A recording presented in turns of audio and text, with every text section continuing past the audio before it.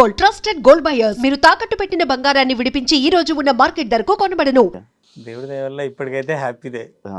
ఇంకా ముందు ఏం జరుగుతుందో కానీ ఇప్పటి వరకు అయితే హ్యాపీ. ఈ కొమరం అక్క కుమరక్క. కొమరక్క ఎందుకు బ్రో అది ఆ నేమ్ ఎందుకు తీసుకున్నావు బ్రో?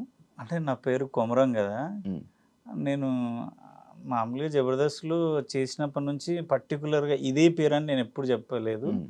జబర్దస్త్లో చేసినప్పుడు నార్మల్గా అందరు ఏమనేదంటే తెలంగాణ స్లాంగ్లో ఒకడు బాగా చేస్తాడు రా, ఎవడో బాగా చేస్తాడు, అంతేగాని పర్టికులర్గా కొమరం అని కూడా తెలియదు జనాలకి. పశువులు అంటే ప్రాణం పడ్డ తర్వాత అందరికి ఏంటంటే రెండు రాష్ట్రాలలో అరే పశువులు అతను పశువులు అతను ఇట్లుండేది. కానీ అప్పటి కూడా నా పేరు తెలియదు.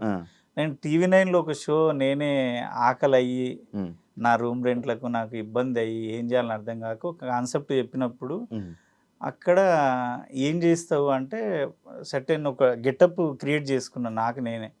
అంటే ఈ ఏజ్ గెటప్ అయితే ఎవరిని ఏమన్నా ఎవరికి పెద్ద పరకు పడదు, ఏమైనా మాట్లాడవచ్చు, ఆ ఏజ్కి లిమిట్ ఉండదు, ఎంగేజ్ అయితే మాట్లాడలేదని చేసుకున్నప్పుడు ఎమ్మెల్యే ఉంటాడు ఆందోళన ఎమ్మెల్యే క్రాంతన్న, వాళ్ళ అమ్మ పేరు కొమరమ్మ. నేనేమన్నా అంటే పోషమ్మ పెడతా సార్ బాగుంటుంది అన్న. అంటే పోషమ్మ అవన్నీ ఎందుకు, నీ పేరు కలిసేటట్టు మా అమ్మ పేరు కొమరమ్మ, నువ్వు గెటప్ వేస్తే సేమ్ కొమరమ్మలా మా అమ్మలాగానే ఉన్నావు, మా అమ్మ పేరు పెట్టు కదా, మా చెల్లెళ్ళు అమెరికాలో ఆస్ట్రేలియాలో ఉంటారు వాళ్ళు కూడా ఇదే సజెస్ట్ చేసిరు. అక్కడ పడ్డది. అంటే నాకు కూడా అనిపించింది అరే నా పేరే కలుస్తుంది కదా. మళ్ళీ అక్కడ కొమర అమ్మ కూడా పెట్టలే. అమ్మని నువ్వేం అనలేవు శివయ్య, అంటే కొన్ని లిమిట్స్ ఉంటాయి అమ్మకి.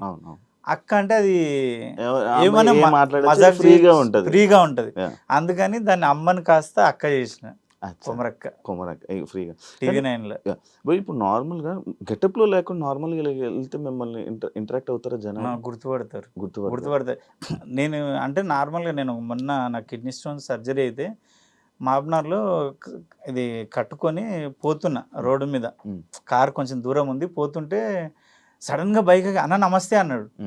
ఒరే నాయన నీకు ఏం కనబడ్డది రా, నేను అసలు నేను మాబ్నార్ వస్తాను ఎందుకు అనుకున్నావు అంటే నీ కళ్ళు చూసి గుర్తుపట్టలే అన్నాడు.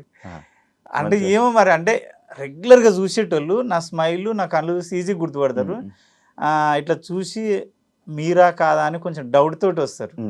ఇక అట్లుంటే గుర్తుపట్టాల్సిన. కానీ ఏమి అంటే తినడానికి కూడా తిండి లేని అలాంటి సిచ్యువేషన్స్ నుంచి మీరు పైకి వచ్చారు, సడన్గా ఇంత ఫేమ్ చూస్తున్నారు.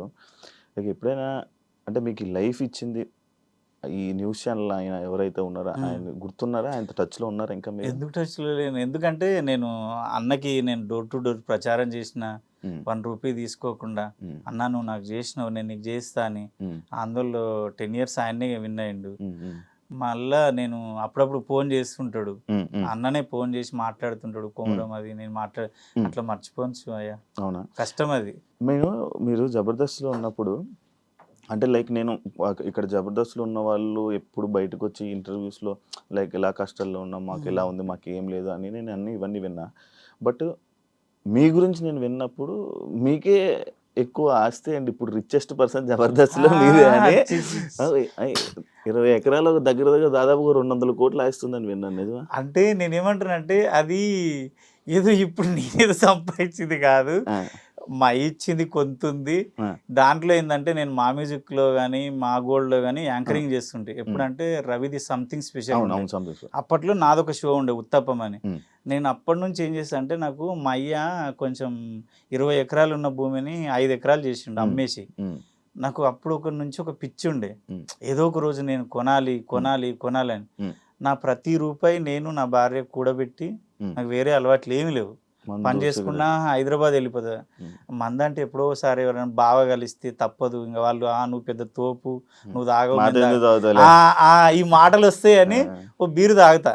అది వాళ్ళు కలిస్తే మాత్రం పండుగలకు వస్తే ఎక్కడ ఏం తాగను. అప్పుడు ఆ డబ్బంతా కూడబెట్టి నేను అప్పట్లో తక్కువలో ఉన్నా, దేవుడి దయ వల్ల ప్రతి రూపాయి ల్యాండ్ మీద పెట్టినా కాబట్టి అవి అంతా అట్లా అయిపోయింది. దాన్ని నేనేం చేయలేదు.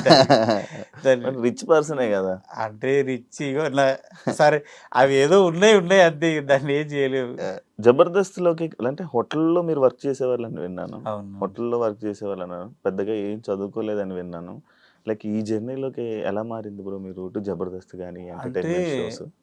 నేను 10th అయిపోయిన తర్వాత చాలా ఇంటర్వ్యూలో కూడా చెప్పిన, 10th అయిపోయిన తర్వాత ఊర్లో అప్పుడు ఎయిర్పోర్ట్ పడుతుంది, మా ఎయిర్పోర్ట్ వాళ్ళే శంషాబాద్ ఎయిర్పోర్ట్ అప్పుడు స్టార్టింగ్. అప్పుడు మా దిక్కు రేట్లు లేవు, ల్యాండ్లకి ఇబ్బంది ఉన్నప్పుడు హైదరాబాద్ వచ్చి హోటల్లో పనిచేసిన. దగ్గర తాజ్మహల్ హోటల్ ఎన్ని ఉంటే అన్ని బ్రాంచ్లలో పనిచేసిన. నువ్వు కామత్ హైదరాబాద్లో ఎక్కడున్నా ప్రతి బ్రాంచ్లో నేను వర్క్ చేసిన. కామత్ కానీ, నందిని, అమృత, సుదర్శన్, ఉడిపి హోటల్స్ అన్నిట్లలో పనిచేసిన. దగ్గర 8 years పనిచేసిన. అప్పుడు పనిచేసేటప్పుడు మా స్టాఫ్ రూమ్ ఉంటుంది కదా, స్టాఫ్ రూమ్లోనే కిరాణా షాప్ పెట్టినంటి. టైం ఎట్లా వేస్ట్ అవుతుంది కదా లైఫ్లో. నేను వచ్చింది పైసా కోసం, ఏదో రకంగా పైసా సంపాయాలి నిజాయితీగా. డ్యూటీ చేస్తుంటే స్టాఫ్ రూమ్లో కిరాణా షాప్ పెట్టి అందరికీ సబ్బులు, షాంపులు అన్నీ ఇచ్చి రాసుకుంటే జీతం పడ్డప్పుడు ప్రతి నెల వసూలు చేసుకుంటే, మళ్ళా 8 hours డ్యూటీ అయిపోయిన తర్వాత బేగం బజార్ వచ్చి పర్సులు, ఎఫ్ఎం రేడియో ఉంది తెలుసా? అప్పుడు ఎంత ఏడున్నావు నువ్వు, ఎక్కడున్నావు అంటే చదువుకుంటున్నావా? అప్పుడు నేను కోటిలో ఎఫ్ఎం రేడియోలు అమ్మిన. కొత్తగా స్టార్టింగ్ లో వచ్చినాయి, 6th class అనుకుంటా, 6th or 7th. అంత చిన్న నాను శివ మరి 6th ఏంటి, నా 10th అయిపోయి అప్పటికే 2-3 years అయింది. మీది ఎప్పుడు నార్మల్ గా? మీది 87, నాది 96. దేవుడు చూడండి, నేను అట్లా అనుకోలేదు శివ, 1 year తేడా ఉంటుంది అనుకో. 96. నేను అప్పుడు ఎఫ్ఎం రేడియోలు అమ్ముతుంటే, పర్సులు అమ్ముతుంటే, నైటీలు అమ్ముతుంటే, బ్యాగులు, స్కూల్ టైంలో స్కూల్ బ్యాగులు, వర్షాకాలంలో సిగ్నల్ దగ్గర వాడి గొడుగులు. అందరు ఏమంటారు, అరే నీకు పిచ్చా, సైకోవా, ఎందుకురా ఇక్కడ కిరాణా షాప్ నడుస్తుంది, ఇక్కడ డ్యూటీ చేసుకుంటావు, కొంచెం రెస్ట్ తీసుకోవచ్చు కదా, పండుకోవచ్చు అంటే నేను ఒకటే చెప్తుండే. మా అమ్మ, అన్న, చెల్లె, అక్క, అమ్మ అందరినీ, నా ఊరు, నా మొత్తం నా సోల్ని ఇడిచిపెట్టి వచ్చింది ఓన్లీ మనీ కోసమే వచ్చిన. నేను టైంపాస్ చేయడానికి రాలేదు. నా యంగ్ ఏజ్, నేను ఇప్పుడు కానీ చేస్తూనే ఉంటాయి. నాకు అది హ్యాపీ అనిపిస్తుంది. అదే ప్లేస్లలో నేను కార్లో పోతుంటా కదా, అబ్బా ఇక్కడ ఉస్మానియా యూనివర్సిటీ, అది కాలేజీ ఉంటుంది ఉస్మానియా, ఇక్కడ పోలీసు వాడు నన్ను కొట్టిండు. గోకుల్ చాట్లో ఒకసారి బాంబే వెళ్ళింది, అప్పట్లో బాంబే వెళ్ళింది. అప్పుడు నేను ఆంధ్ర బ్యాంక్ దగ్గర ఉన్నా, ఒక 50 అడుగుల దూరంలోనే ఉన్నా బాంబే వెళ్ళినప్పుడు. ఆడ పర్సులు అమ్ముతున్నా ఆ టైంలో. నేనేమన్నా అంటే ఆ ఏరియాలో నేను ఎప్పుడు తిరిగినా ఇక్కడ పోలీసుడు కొట్టిండు అక్కడ, అంటే అవన్నీ గుర్తొస్తే భలే హ్యాపీ అనిపిస్తుంది. అప్పటి నుంచి మిమిక్రీ చేస్తుంటే, తర్వాత ఊరికి పోయిన తర్వాత మ్యారేజ్ చేసుకొని, ఇంకా మ్యారేజ్ చేసుకొని ఒక బాబు పుట్టినాక డివైడ్ అయిపోయినాం. అంటే చిన్నప్పటి నుంచి నాకు ఒక ఆశ, హోటల్లో పనిచేసిన రవీంద్ర భారత్కి వచ్చి ఆడ ప్రోగ్రామ్స్ అయ్యే దగ్గర కూర్చొని సినిమా వాళ్ళని చూసి అబ్బా అనిపోతుంది. శ్రీరామచంద్రులు అని ఒక సినిమా ఉంది, రాశి హీరోయిన్, అందులో 100 days ఫంక్షన్ రవీంద్ర భారతిలో జరిగింది.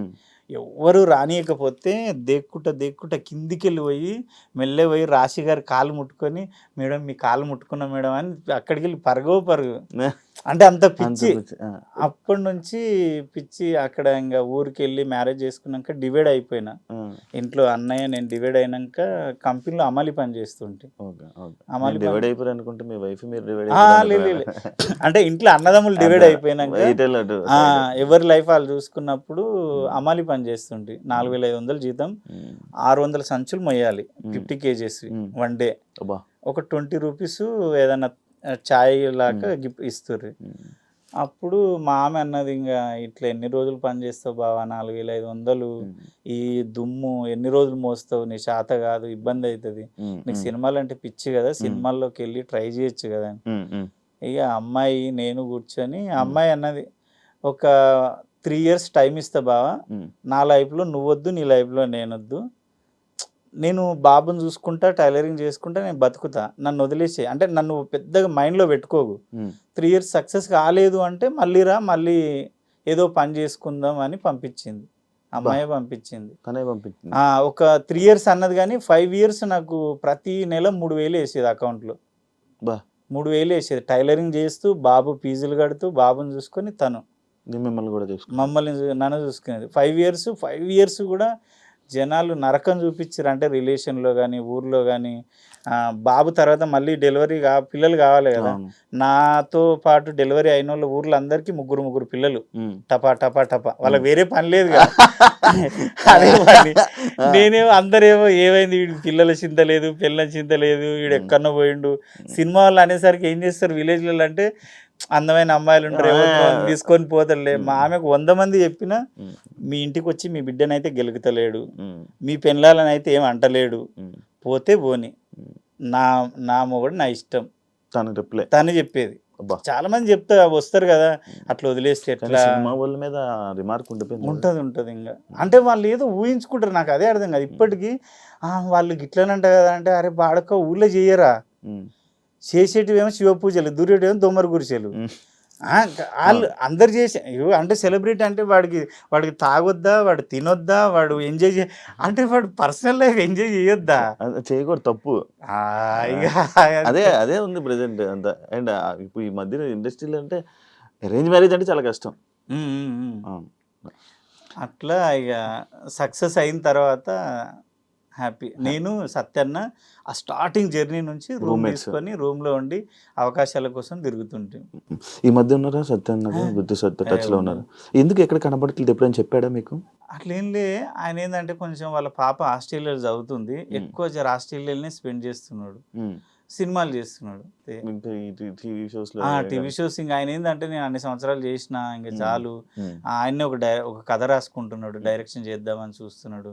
ఆయన ప్లాన్స్ ఆయనకు ఉన్నాయి.